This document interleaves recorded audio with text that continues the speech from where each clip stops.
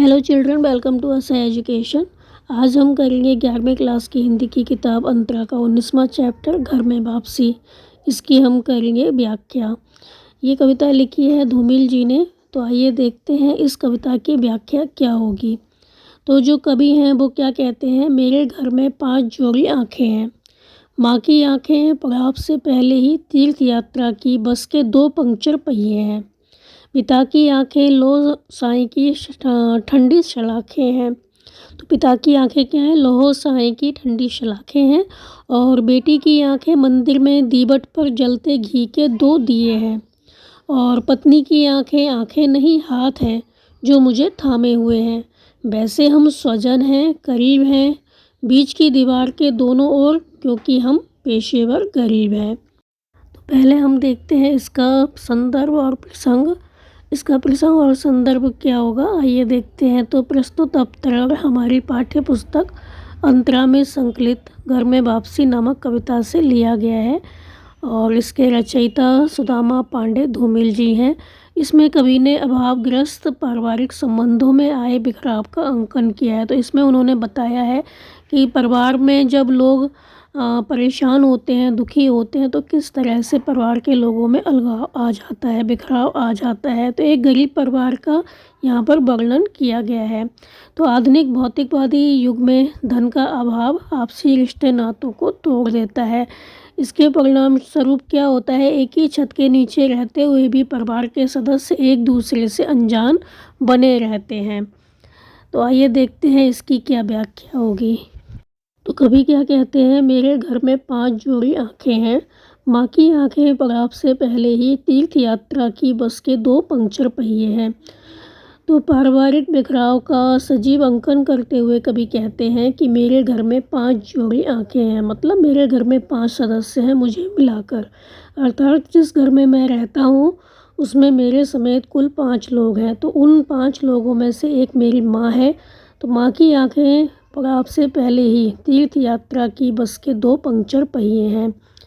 तो उन 5 सदस्यों में से एक मेरी माँ है, जिनकी आंखें उस तीर्थ यात्रा के लिए जा रही बस के पहियों के समान हैं। तो एक ऐसी बस जो कि तीर्थ यात्रा के लिए जा रही हो, लेकिन उसके जो पंक्चर हो गए हों पहिए, ऐसी उनकी आंखें हैं। मतलब जो उनकी आंखें हैं वो समय से पहले ही अपना तेज खो बैठी हैं गरीबी के कारण। तो पारिवारिक बिखराव का सजीव अंकन करते हुए कवि कहते हैं कि मेरे घर में 5 जोड़ी आँखें, अर्थात जिस घर में मैं रहता हूँ उसमें मेरे समेत कुल 5 लोग रहते हैं। तो उन 5 सदस्यों में से एक मेरी माँ है, जिनकी आँखें उस तीर्थ यात्रा के लिए जा रही बस के पहियों के समान हैं, जो पड़ाव पर पहुँचने से पहले, अपनी मंजिल पर पहुँचने से पहले ही पंक्चर हो गई हैं। अर्थात माँ की आँखें गरीबी के कारण असमय ही, मतलब समय से पहले ही अपना महत्व और तेज खो बैठी हैं। उनकी आंखें ऐसी हो गई हैं कि उनको अब दिखाई नहीं देता। अगर हमारे पास पैसे होते तो हम उनकी आंखों का इलाज करवा सकते थे, लेकिन समय से पहले ही उन्होंने अपना तेज खो दिया है। उनकी आंखें कमज़ोर हो चुकी हैं, वो देख नहीं सकती। फिर आगे कहते हैं पिता की आंखें कैसी हैं। पिता की आंखें लौह साए की ठंडी शलाखें हैं। मेरे पिता जो मेरे साथ रहते हैं गरीबी से पीड़ित हैं, लाचारी से उनकी आंखें लौह साए, लोहे की भट्टी के समान बन गई हैं। अर्थात ज्योति से उसमें प्रकाश नहीं बचा है, उनकी आंखें भी खराब हो गई हैं। और मेरी बेटी की आंखें कैसी हैं। मंदिर में दीवट पर जलते घी के 2 दिए हैं। और मेरी बेटी की जो आंखें हैं मंदिर में दीवट पर जलने वाले घी के पवित्र दिए के समान हैं। तो मुझे अपनी बेटी से उम्मीद है कि हाँ, वो ज़िंदगी में कुछ कर सकती है, उससे हम आस लगाए बैठे हैं।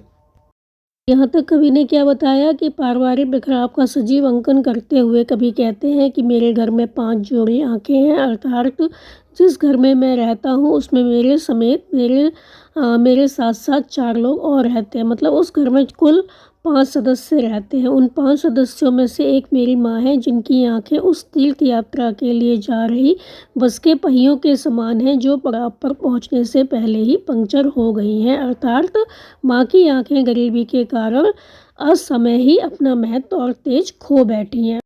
और मेरे पिता जो कि मेरे साथ रहते हैं, गरीबी से पीड़ित हैं, लाचारी से उनकी आंखें लोहे की भट्टी के समान बन गई हैं, अर्थात ज्योति रहित सी हो गई हैं, उसमें प्रकाश नहीं है, वो देख नहीं सकते ठीक से। और मेरी बेटी की आंखें मंदिर में दीवट पर जलने वाले घी के पवित्र दिए के समान हैं। कहने का अर्थ ये है कि निर्धनता के कारण जो बेटी की आंखें हैं वो भी समय से पहले ही काली पड़ गई हैं, हालांकि उससे हमें काफ़ी उम्मीद है। और पत्नी की आंखें जो हैं वो आंखें नहीं हैं, हाथ हैं जो मुझे थामे हुए हैं। और मेरी जो पत्नी है उसकी आंखें आंखें नहीं हैं, उसने मुझे संभाला हुआ है। मेरे अभावग्रस्त जीवन में वो मेरी परम सहयोगिनी है, वो मेरा साथ देती है, मुझे उसने अपने हाथों से थाम रखा है और गरीबी के असहाय जीवन को जीने का बल दिया है। इस प्रकार कहने को तो हम क्या हैं, स्वजन हैं, करीब हैं, लेकिन बीच की दीवार के दोनों ओर, क्योंकि हम पेशेवर गरीब हैं। तो इस प्रकार कहने को तो हम सभी स्वजन हैं, सभी अपने हैं, एक ही घर परिवार के सदस्य हैं जो एक ही छत के नीचे रहते हैं। पर एक ही छत के नीचे रहते हुए भी हम सब एक दूसरे से बात नहीं करते। हम सबके बीचों बीच विवशता की दीवार खिंची हुई है, उसने अनजाने ही हम सबको बांट दिया है। हमारे बिखराव का मूल कारण यह है कि हम पेशेवर गरीब हैं, अभावों ने हमें बांट कर रख दिया है। तो यहाँ पे कवि क्या कहते हैं कि निर्धनता के कारण असमय ही वे काली पड़ गई हैं। जो बेटी की आंखें हैं उससे हमें काफ़ी उम्मीद है, लेकिन वो भी समय से पहले ही काली हो गई हैं। अभावों ने उसे भी नहीं छोड़ा है। जो मेरी पत्नी है वो हमेशा मेरा साथ देती है, उसकी आंखें आंखें नहीं हैं बल्कि मेरे लिए क्या हैं, उसकी आंखें हाथ हैं जो मुझे थामे हुए हैं। तो वो मेरे अभावग्रस्त जीवन में मेरी परम सहयोगिनी है, वो मुझे सहयोग देती है, मुझे उसने अपने हाथों से थाम रखा है और गरीबी के असहाय जीवन को जीने का बल दिया है। इस प्रकार कहने को तो हम सभी स्वजन हैं, सभी अपने ही हैं, एक ही घर परिवार के सदस्य हैं जो एक ही छत के नीचे रहते हैं, पर पास पास रहते हुए भी हम सबके बीचों बीच विवशता की दीवार खिंची हुई है। उसने अनजाने ही हम सबको बांट कर रख दिया है। हमारे बिखराव का मूल कारण यह है कि हम पेशेवर गरीब हैं, अभावों ने हमें बांट कर रख दिया है। कोई एक दूसरे से बात नहीं करता, कोई किसी से अपने मन की बात नहीं कहता। माँ बाप जो हैं वो सोचते हैं, संकोच करते हैं कुछ कहने में, क्योंकि उनको पता है कि हमारे पास पैसे नहीं हैं, वो भी चुप हैं, कोई किसी से बात नहीं करता है। तो हमारे बीच जो ये विवशता की दीवार है, जो हम एक दूसरे से बात नहीं करते हैं, उसका मूल कारण क्या है कि हम गरीब हैं। देखते हैं इसका विशेष। तो कवि ने यहाँ पर गरीबी के कारण पारिवारिक बिखराव और विघटन का सजीव अंकन किया है। तो यहाँ पर कवि ने बताया है कि गरीबी के कारण परिवार कैसे बिखर जाते हैं और गरीबी एक ही छत के नीचे रहने वालों को किस तरह से एक दूसरे से दूर कर देती है। तो कवि ने यहाँ पर 5 जोड़ी आँखें जो हैं इसका प्रयोग बिखराव को व्यंजित करने के लिए कहा है। उन्होंने कहा है हालांकि हमारे घर में 5 जोड़ी आँखें मतलब 5 सदस्य रहते हैं, लेकिन फिर भी एक दूसरे से बात नहीं करते गरीबी के कारण। भाषा सरल है, सरस है, भावों को व्यंजित करने में समर्थ है। जीवन का यथार्थ अंकन संभव हो पाया है यहाँ पर।